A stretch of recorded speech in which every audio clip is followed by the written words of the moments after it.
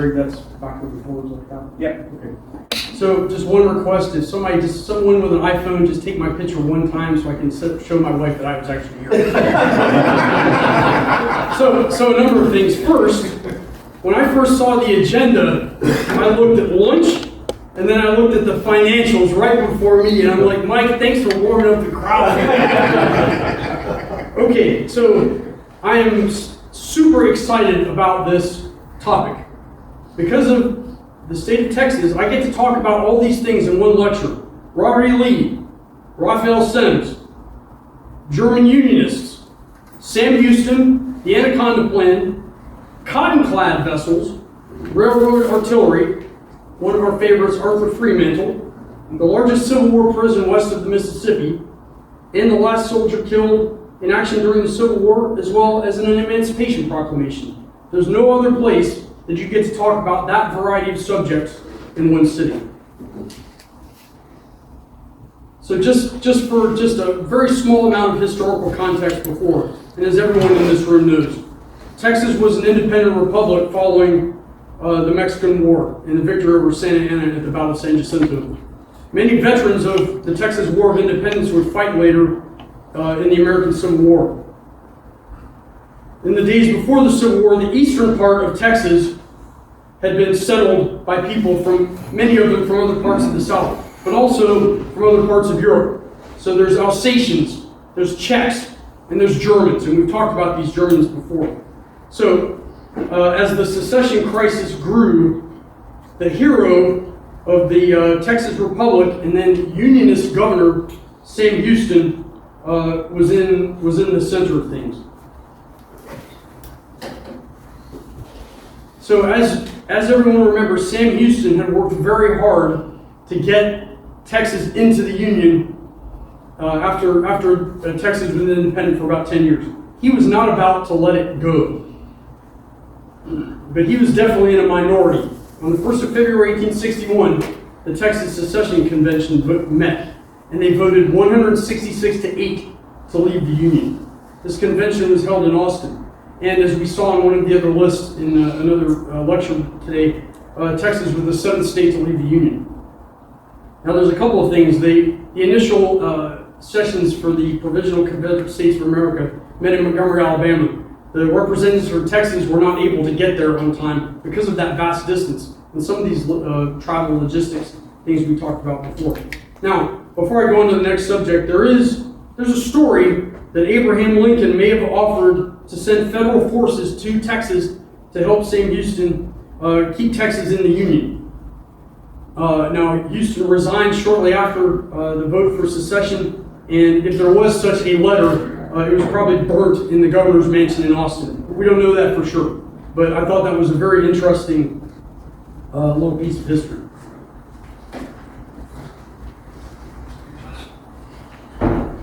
This is Fort Mason. Today, Fort Mason is a town that's located in between San Antonio and San Angelo, Texas. So it's north of San Antonio. But in the years before the Civil War, it was a frontier fort. We talked about that, some of those a little bit last night. And in Texas in particular, there was a chain of forts that ran from the Oklahoma border, Indian Nation at that time, all the way to the south. And the U.S. Army at that point involved in operations in Texas predominantly against the Comanches. So if you look at all of the Civil War leaders that served at Fort Mason at one time or another, it's astonishing. By my count, 12 future Confederate and Union generals served at this post. And we'll talk about a number of those as we go. And you'll recognize many of those names from some of our other conferences. So, upon the secession of Texas, state forces were immediately postured to take control of federal property, forts, garrisons, and arsenals across the state of Texas, in particular in San Antonio.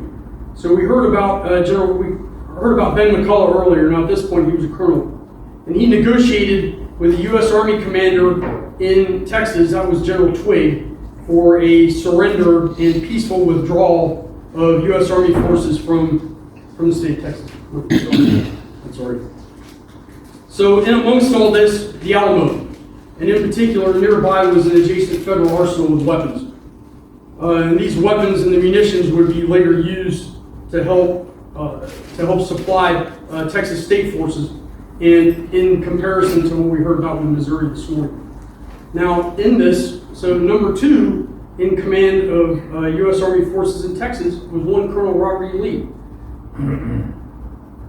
And there is, I'll talk about Lee in a minute, but there's speculation that if Twigg had been gone from Texas, that Lee would have actually fought, would not have surrendered peacefully. And so we'll never know that. Most of the time I don't like those type of historical speculations, but it's very interesting. So, and you have to remember at this point, Virginia had not seceded from the Union yet. Now, this is not the picture of Robert E. Lee that everybody recognizes from the war, right? But in 1861, that's actually what he looked like. So as Robert E. Lee was beginning his long journey back to Virginia, one time he stopped in San Antonio, and he stayed at a very historic hotel. That's the Magruder Hotel. It's actually there today. If you go there, Teddy Roosevelt stayed in this hotel when he was recruiting the Rough Riders. It's just, this is just a fascinating piece of history. Now, earlier I mentioned the secession vote. However, there's a substantial number of Unionists in Texas. These were either Anglo-Texans or they were German immigrants, and a substantial number of these German immigrants were against secession of the Union. So there's around San Antonio in the hill country, there's a large number of German towns.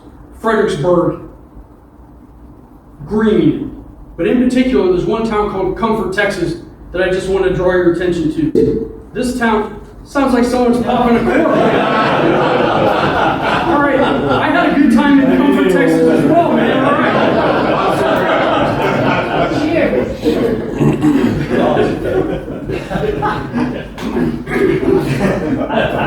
Scotch, not bourbon. There we go. Okay, so at any rate, with these Texas Unionists, number 1, predominant among them was a Texas politician named Edmund Davis, and he was really the leader of Texas Unionism, both inside the state as well as eventually when they settled in New Orleans. Now back to Comfort, Texas. A large number of these Unionists, as the Confederate grip on the state of Texas continued to grow into 1862, a number of Germans from this town of Texas tried to make their way over into Mexico. They got almost to the Rio Grande just south of there, and there was called the Battle of Nueces. A lot of Texas forces really hunted down and killed a lot of these Germans. This is very important because today, in 1866, this monument was built to those Texas Unionists, and they're in German. It says "True to the Union." So when we think of the Trans-Mississippi and we think of Texas, we never think of Union support, but there was actually quite a bit. So back to the Anaconda Plan that we talked about yesterday. So of course, General Winfield Scott, hero of the Mexican Revolution, devised this plan. Now, as we see by the beginning of the Civil War, he was a rather large man, too heavy, too old for field command, but his mind was still very sharp. And when he came with his Anaconda Plan, it certainly used the Union Navy to choke the Confederate trade and shut off all those ports. In particular, eventually, the Western Gulf Blockading Squadron was set up. Now, in 1861, the U.S. Navy was absolutely not set up for this type of action, particularly with Texas. Take a look at that map. That vast distance from the Rio Grande all the way over to the border of Louisiana. That Navy at that point in time got every vessel that could float from New York City south, and they sent them down here. But particularly the Western Gulf Squadron tended to get older vessels. So catching blockade runners that were going into places like Galveston was a great challenge for the U.S. Navy. So this period picture there, that's Texas cotton, 500-pound cotton bales. So the goal of the U.S. Navy was to prevent these cotton bales from making its way here to Britain, in particular, among other places. So the U.S. Navy, their headquarters for the blockade was out of New Orleans after the fall of the city and when Farragut captured it. So the primary Texas port was Galveston, and it was blockaded. So a very impressive collection of logistics routes set up from the interior of East Texas all the way down to many parts of the Rio Grande, from Brownsville all the way up to a place called Eagle Pass. The cotton was taken over the border and gone around the blockade, and it went out from some of those ports we looked at earlier, and we'll go to Europe. And then in this particular case, this is a picture of, this is Matamoros in Mexico, and that's a view of Brownsville, Texas across. Now, this was from 1864 with all its So the first really substantial operation for Texas forces comes with the Sibley expedition into New Mexico. Now, I've only got 2 slides on this because there's a whole lecture about this coming in June, I think. In July. Okay, thank you. But I'll give you the basics and particularly how this impacted Texas. So in 1861, the Confederate government and Jefferson Davis in particular approved a plan by Henry Hopkins Sibley to push westward out of Texas. So to recruit Texas cavalry and to push west and to push north. So predominantly gold fields in California and then collaterally in Colorado were the objectives. Sibley raised 3 regiments of Texas cavalry and departed from San Antonio. Now that is when we're talking about Texas, we're talking about vast distances. So between Texas and El Paso alone, it's 600 miles. And as I think it was mentioned last night, these armies had to live off the land as they went. This one, it's no different. But it also had extremely long lines of communication, lines of supply. So this period drawing Texas cavalrymen was actually, I love this picture in the middle. This one of Sibley's Texas Rangers. It's perfect. That huge beard, the hat, the horse, and the weapon. And this force had predominantly been armed with weaponry and munitions that came from San Antonio's arsenal that I mentioned earlier. So just a couple of one of the leaders I want to talk about just for a second is Tom Green. He was initially a hero of the war, the Texas War of Independence. He's all over antebellum Texas history, but in particular, he really stood out in this New Mexico campaign. Sibley's force, as it pushed into New Mexico, there was a lot of heavy fighting. And it reached as far west, actually, a column from here as Tucson, Arizona. That is a huge distance. Union forts along the way, such as Fort Craig and Fort Union, Valverde. This picture depicts a Texas counterattack led by Green at Valverde. In particular, I'm quite pleased with this artillery piece. So this artillery piece, this is a Union artillery piece. It's a 6-pounder that was captured at Valverde by these Texas forces. They hauled it all the way back to Texas afterwards, and we'll learn about the Battle of Mansfield later, but it was used there. This is sitting in front of the courthouse in a town in Texas. It escapes me at the moment. Now the Confederate advance into New Mexico, it continued all the way to Glorieta Pass. And although the Confederates had an initial chain of success, Union infantry from Colorado were able to get into the rear and burn all of their supply wagons. When they burn all their supply wagons, they're done, and they had to retreat back into Texas. And that is a massive distance. So the burning of those supply wagons led to the collapse of the campaign and that retreat all the way back. Fairfield, Texas. That's the name of the place where they're going to retreat. So Kirby Smith, we're going to get a whole expert lecture far better than I can do on this, but I just want to bring up a couple of points. So Kirby Smith, eventually he's commander of the Trans-Mississippi Department. He has a next to impossible job, particularly after the fall of Vicksburg.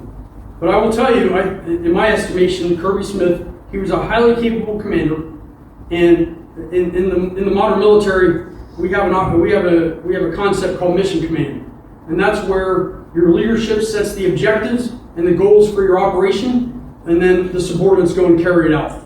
I feel like Kirby Smith was the instantiation of this mission command concept. That's where when you're virtually cut off from Richmond, not completely, but he kept this entire department running for the last 2.5 years of the war. Just as an example from someplace else, Kirby Smith led forces in the Confederate invasion of Kentucky. He led his forces right into northern Kentucky. He could see Cincinnati, Ohio. And actually, he was in the modern town of Fort Wayne. But he could see all the way in. That's just a mark of the type of leader that he was. And in my estimation, he brought a lot of talent and a lot of ingenuity to Texas. We're going to hear a lot more about him tomorrow, but that's just this is a few comments. So the first Union attack on Galveston. So located in East Texas, Galveston at the beginning of the Civil War was not heavily fortified at all. It was, by Confederate forces, it was considered too far away from the main action. The Union Navy was stretched very thin and on this blockading duty. However, from a Texas perspective, it was their most important port on the Gulf Coast. The blockade, I think at this point, can judge to be ineffective. So the Union Navy and just coastal forces needed a base of operations away from New Orleans. So 5 Union Navy gunboats, including the USS Westfield and the USS Harriet Lane, we'll be talking about those vessels later, essentially forced the surrender of the city of Galveston. And then the city was garrisoned by the 42nd Massachusetts, and I've got some of their pictures there, and those 2 vessels, we'll see them. A good leader in amongst all this was Commodore Renshaw. Now, one of my favorites of Civil War history is Prince John Magruder. So he was a graduate of West Point. He was a hero of the Mexican War. He was a really noted and gifted artillerist, but he was also, he liked his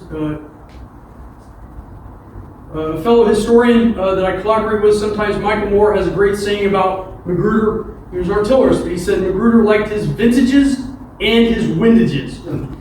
That's a great way to support him. And I think as we go into this, you'll see Magruder really did best when he was an independent command.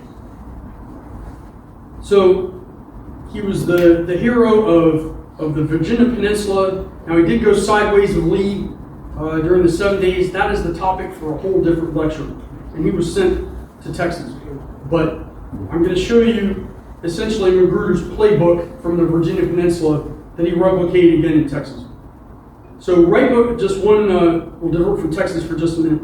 Right before the Civil War, when Lieutenant Colonel John Magruder, U.S. Army, had been in command of the U.S. Army's artillery school, he was recalled to Washington, and he was actually sent to Europe to study European use of artillery. So he actually came here to Britain.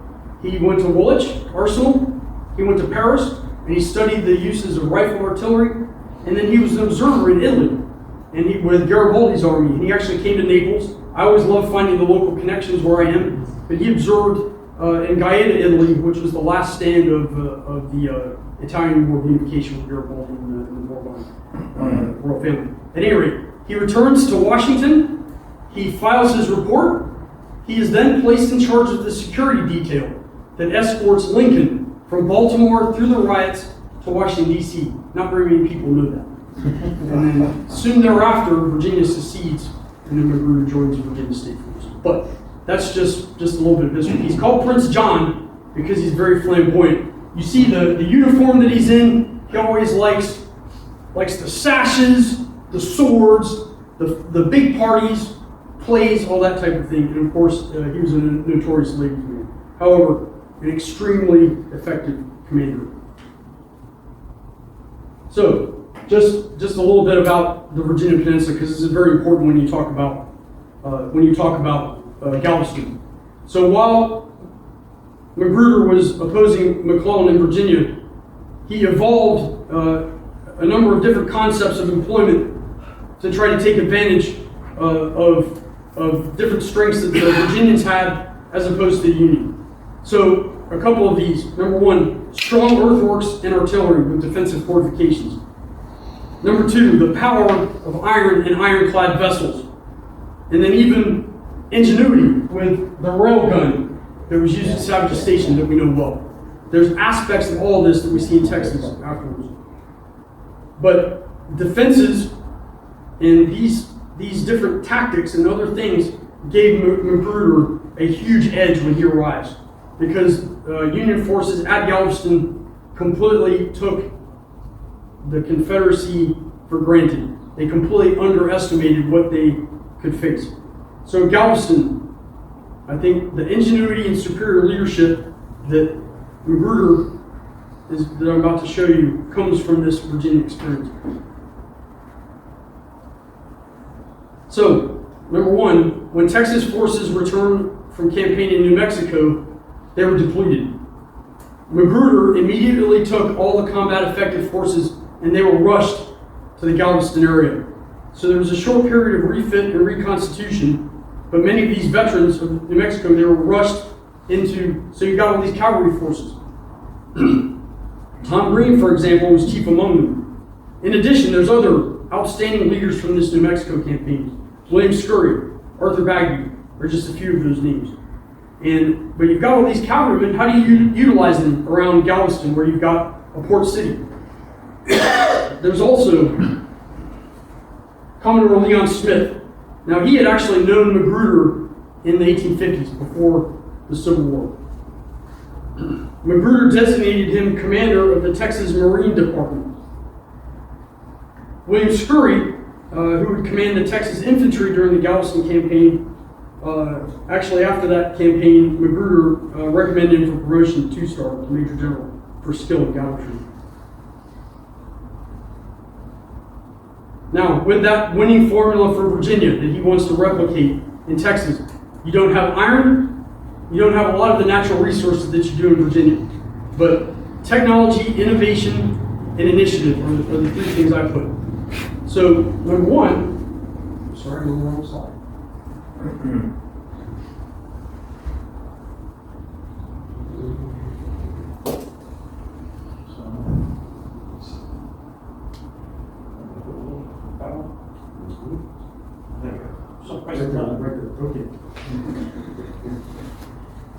So these are the Galveston versions of some of those things. So in Texas, they had not very much in the way of navy yards, and certainly no iron to build ironclads.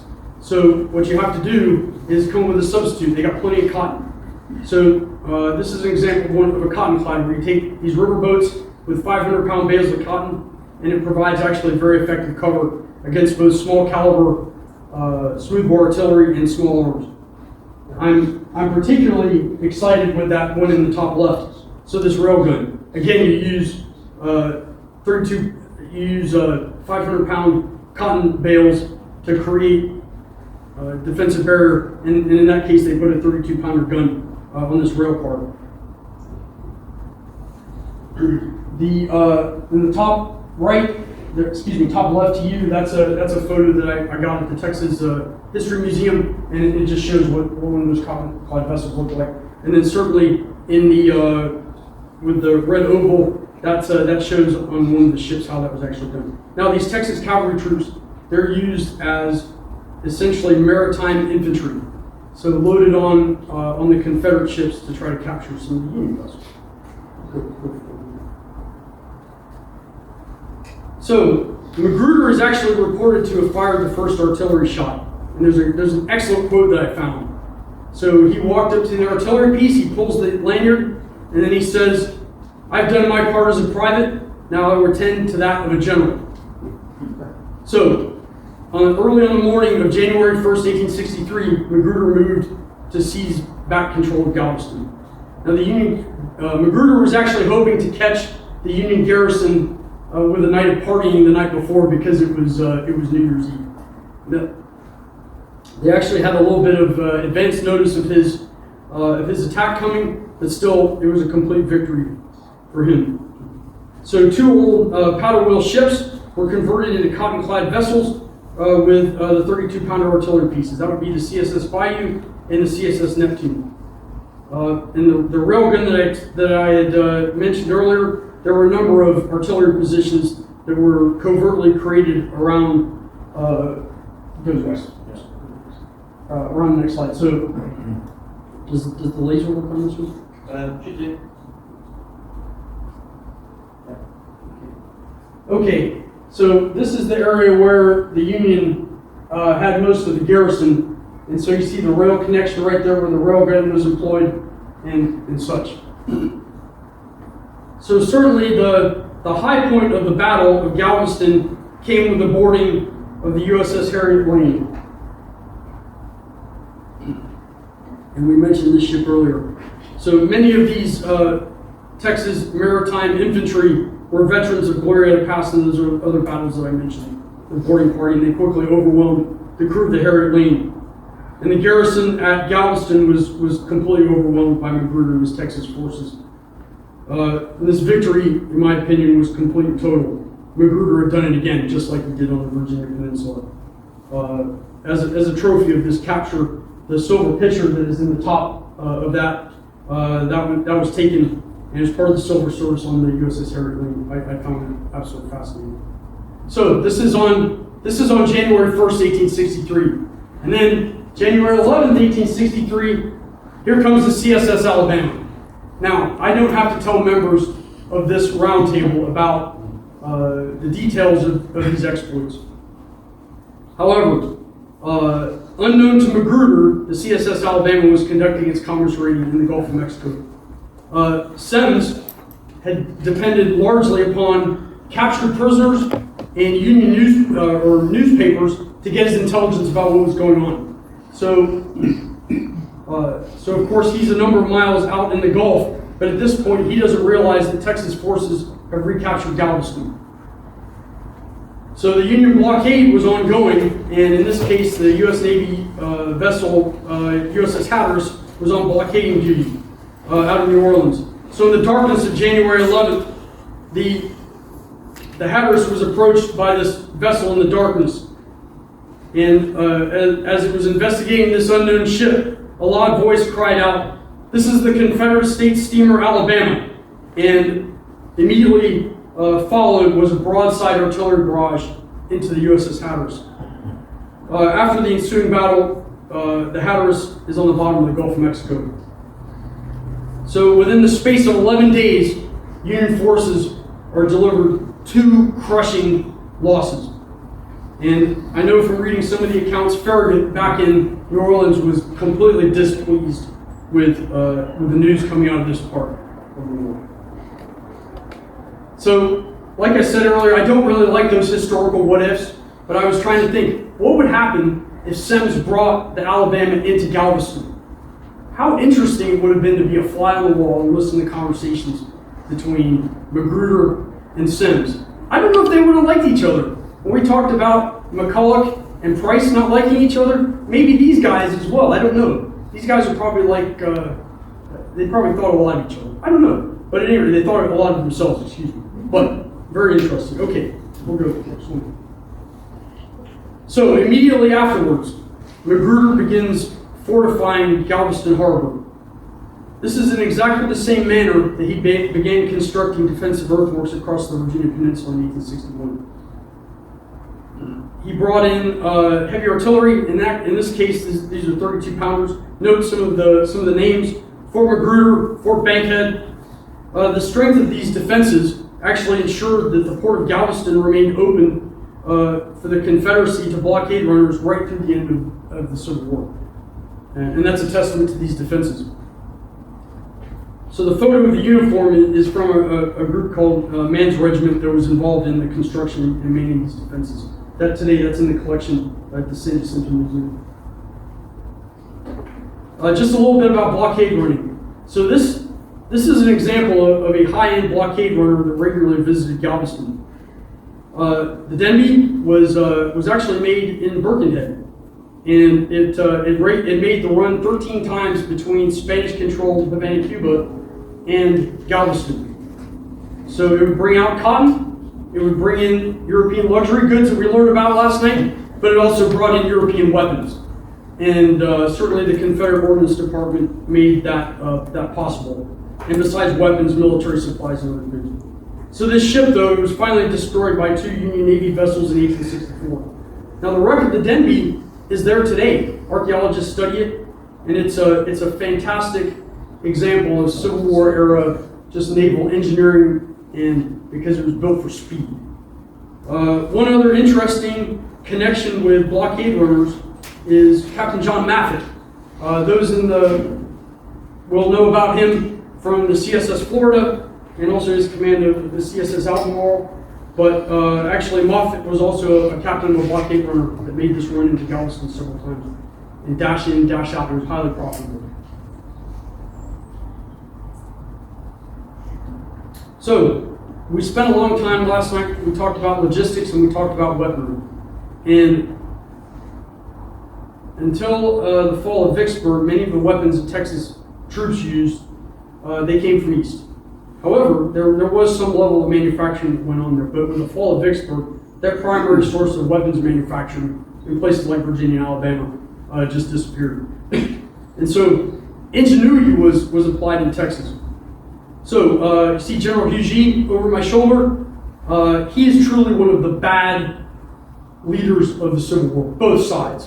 I mean, he's notorious for the abandonment of Norfolk, Virginia, for example. However, so he was sent out to the Department of the Trans-Mississippi as an Inspector General of Ordnance and Artillery. He did one good thing during the Civil War that I can find, and it's this. And he actually recommended Tyler, Texas as a place of primary weapons manufacturing. That is the only positive contribution to the Civil War that I've been able to find for that man. However, so he made that recommendation. Now, there was weapons manufacturing going on here. I'm not talking about Tredegar Ironworks large. However, certain activities were there. So the Short and Briscoe works were created. It was just this massive complex, and there were others in Tyler. But essentially, they made all sorts of munitions and weapons. So there is, for example, there's a famous Tyler rifle. There's a photograph of it there, and that was used to arm cavalry units such as Joe Shelby's, and we talked about that last night. There's only a few examples of these Tyler rifles that survive today. But other weapons were made there as well. Enfields were actually made there. I used to be of the impression that all the Enfields were brought in from Britain. Not true. They made them there. Also, Texas long and short rifles were made there. And by the end of the war, this was a very large scale for the Department of the Trans-Mississippi ordnance operation. So, one of my favorites, Fremantle, and we talked about him last night. And Fremantle's wartime diary. That is an A+ primary historical resource for anybody that wants to use it. But with all my British friends in the round table here, this is excellent. Only a crazy Brit would come to the Confederacy for his holiday. And that sounds exactly like what some of the people sitting in this room. So you're not allowed to go on holiday to Ukraine or anything like that. That's not happening. And when you look at his diary, particularly his time in Texas, he met everybody. Okay? So he went around the blockade into Mexico into Matamoros, and he entered Texas in Brownsville. He immediately met John Bankhead Magruder. He meets Magruder along the side of the road. Magruder's coming along in a stagecoach with a woman, and the woman was actually the wife of one of his staff officers. Remember I talked about him being a notorious womanizer. However, Fremantle and Magruder struck up a very interesting friendship. And so he got to know Magruder over a couple of days, and so in this diary, there's just excellent references to Magruder. So he talked about his time on the Virginia Peninsula, outfoxing McClellan with deception and a variety of different things like that. Fremantle noted, this quote I just found, it was excellent. Fremantle noted about Texas soldiers. It was found very difficult to raise infantry in Texas as no one walks a yard if they can help it. So I will say for the troops that Texas contributed to the Confederacy during the Civil War, the majority of them were cavalry. And those that were forced to serve in the infantry didn't like it. They all wanted to be cavalry. At any rate, so after departing John Bankhead Magruder, he received a travel pass to go to San Antonio. And that's where he was hosted by William Payne Bankhead, John Bankhead Magruder's first cousin. So William Payne Bankhead, now he was a gifted artillerist in his own right, and he was garrison commander in San Antonio. And Bankhead hosted a dinner for Fremantle with all of his officers and this big party.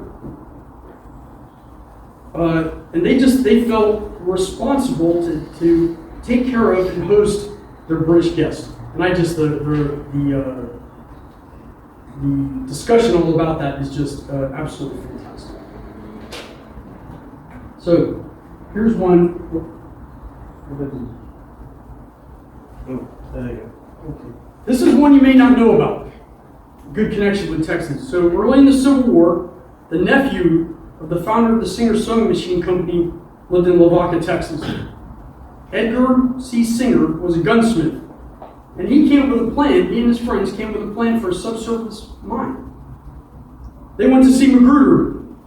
Now Magruder was very skeptical about this design, but he provided some gunpowder for a demonstration.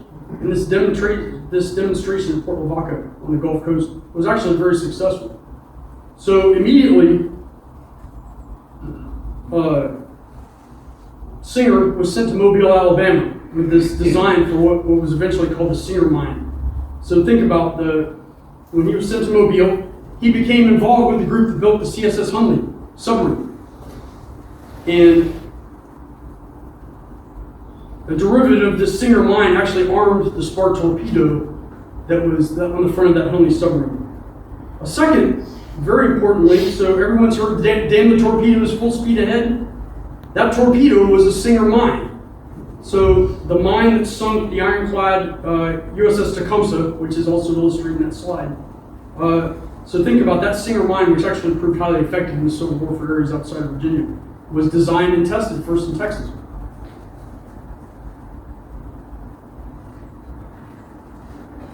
So we'll talk about Texas Union military units, and I bet you didn't know there were 8. So this unit, the 1st Texas Cavalry, just deserves a little bit of special mention. This unit was activated in New Orleans, largely from those pro-Union Texas refugees that I talked about before. Now the officers were Anglo-Texan, but a number of the men, those were Germans that I talked about. So and Edmund J. Davis, originally he was made a brigadier, but he was given command of this unit. 2 of these companies had actually been sent to try to reinforce the Union garrison in Galveston, but they didn't arrive in time before Magruder took it over. This unit fought in Louisiana and was also based along the Union-occupied Texas coast and some garrisons in certainly Brownsville in 1864. It also took part in raids up and down the Rio Grande. And this was just one of 2 Texas cavalry units from Texas during the entire Civil War. Now, this battle, this is one of my favorites. This is one of the most lopsided battles in military history as far as outcome. This has been compared to Fremantle. Seminal battle. So those things that I was talking about with leadership, initiative, readiness, and training for combat that Magruder had done. One of his subordinates, that's Lieutenant Richard Dowling, an Irishman, that if I'd been on the ball, I would have put in crossfire this time. So located in the extreme east of Texas on the Gulf Coast, there was a little fortification called Fort Griffin, and it guarded the entrance to the Sabine River, which was a natural maritime avenue approach into the interior of East Texas. Fort Griffin was manned by Lieutenant Dowling's Jeff Davis Guards, and they were part of the 1st Texas Heavy Artillery Company. This fort was pretty small. You'll see a picture of it on the next one. Armed with 6 artillery pieces, 4 32-pounders and 2 22-pounders. Now, although this fort was only manned by this small crew, Dowling had his men well drilled, well trained, and ready. And this, you see that's a picture of a 32-pounder that is actually at Fort Morgan in Alabama. But those 2 artillery projectiles were actually used in the Battle of Sabine Pass, and that telescope also. Now, when I talk about this training that Dowling had done, drilled his men over and over and over again. The other thing is accuracy with targeting. There's a view that artillery in the Civil War was inherently inaccurate. That's not true. If the weather conditions are right, and you have the geometry right, and you have the targeting right, you can be highly effective. And so in this particular case, this is the Sabine River drawing. The cloud of smoke there, that's Fort Griffin. But out in the water, there were markings of distance, and they had practiced this artillery. So when a Union convoy that had 4,000 troops, 4 gunboats, and 7 troop transports came in here, they're absolutely sitting ducks. This is like going to the Village Fete or the Carnival and being there with your pellet gun, picking things off. So the fire from Fort Griffin was absolutely catastrophic. So at the end of this highly accurate and constant artillery fire, one of these ships, the USS Clifton, was captured. 2 others were immobilized. There were 350 Union casualties and 200 prisoners taken. Inside of Fort Griffin, no casualties. And so this this flotilla that was under the command of Admiral Wayne Coker, note another bad leader you've never heard of, had to withdraw.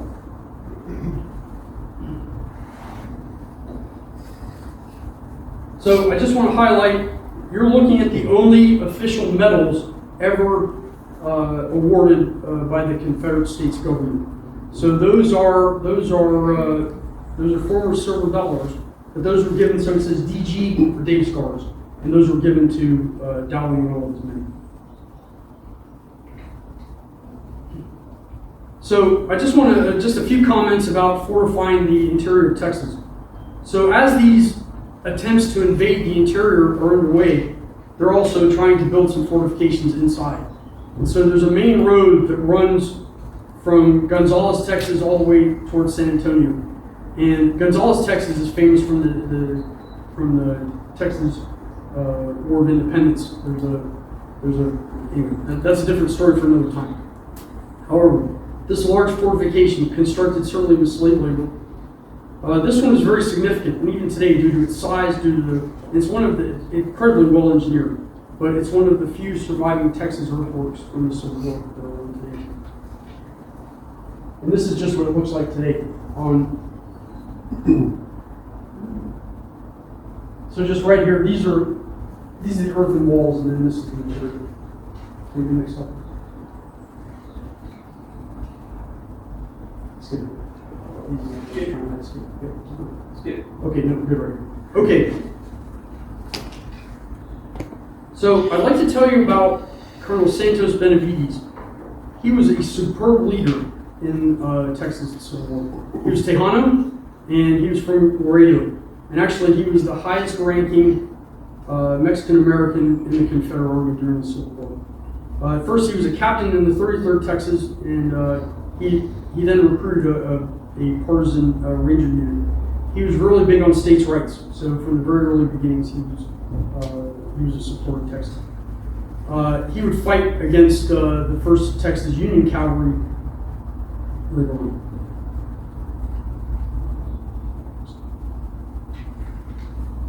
So Camp Ford. This is located near Tyler, Texas. Camp Ford was first established as a camp of instruction for new soldiers in the Confederate Army for Texas. And it was named after Colonel Rick Ford. In the summer of 1863, it changed from a camp of instruction to a prisoner of war camp, for the main one for the Trans-Mississippi. So eventually this was a 5-acre stockade with 16-foot wooden walls around it. Now at first, it was good. It was mainly made from prisoners that had been transferred from Shreveport, but as the Red River campaign went, particularly the Battle of Mansfield, there were a large number of prisoners that were sitting here. At its height, there were 6,000 Union prisoners that were held inside of a 5-acre compound. So today, it's an outstanding historical park. And that picture, that's one of the reconstructed cabins. And at first, when there weren't so many prisoners in there, the conditions weren't so bad for a Civil War prison. But really, after 1864, there was overcrowding, food rations, and it just became difficult. Towards the end, some of the Union prisoners were actually digging holes in the ground to survive. The prisoners tended to be from Union units from the Midwest, Illinois, and Ohio stand out to me, but if you're ever in the area around Tyler, Texas, that's a place to go to.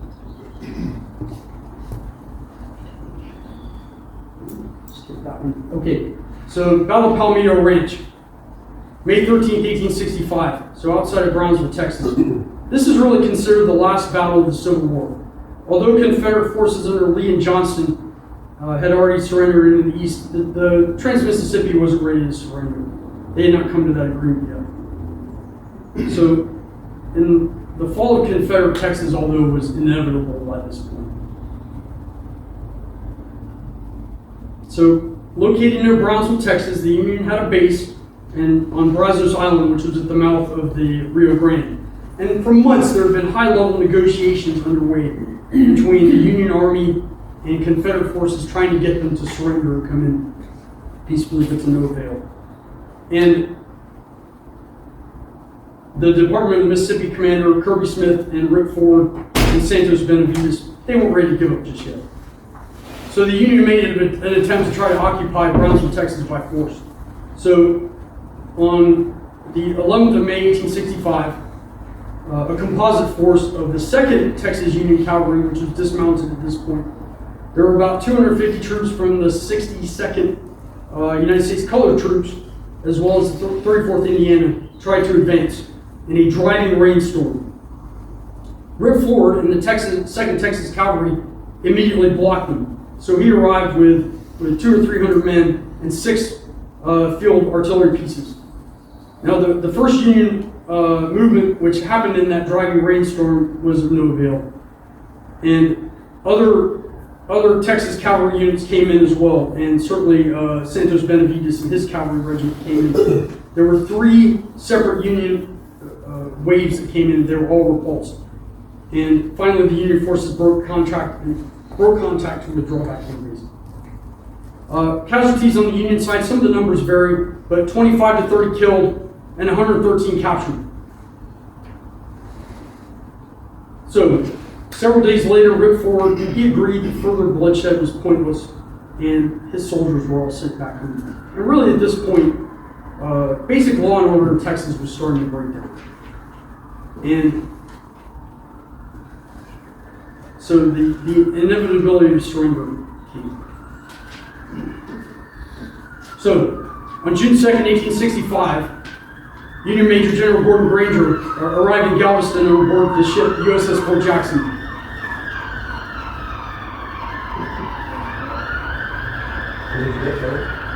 Couldn't make as much noise as this one. Okay, on the USS Fort Jackson, Granger was joined by General Edmund Davis, I talked about earlier, Texas Unionist, and Brigadier General. To represent the Confederacy, the Department of Trans-Mississippi, as well as Texas, were General Kirby Smith and John Bacon. They were present, and they signed the surrender documents and ending military force from the Confederacy in Texas and the Department of Trans-Mississippi. Now, the second piece to this, on June 19, 1865, General Granger and 1,800 Union troops came back from New Orleans to Galveston to actually take control of the city. It was then that Granger issued his famous Emancipation Proclamation order. Now, some confuse this with Lincoln's. They think it's a reissue of Lincoln's Emancipation Proclamation, not the case. This was a separate and distinct order. And this freed all the slaves in Texas for all time. During this, and after this period, there were a number of prominent former Texas Confederates which actually left for Mexico, including Magruder, and they fought in the army of Maximilian that we talked about earlier. Anyway, that draws my lecture to a close, and I'll be happy to take your questions.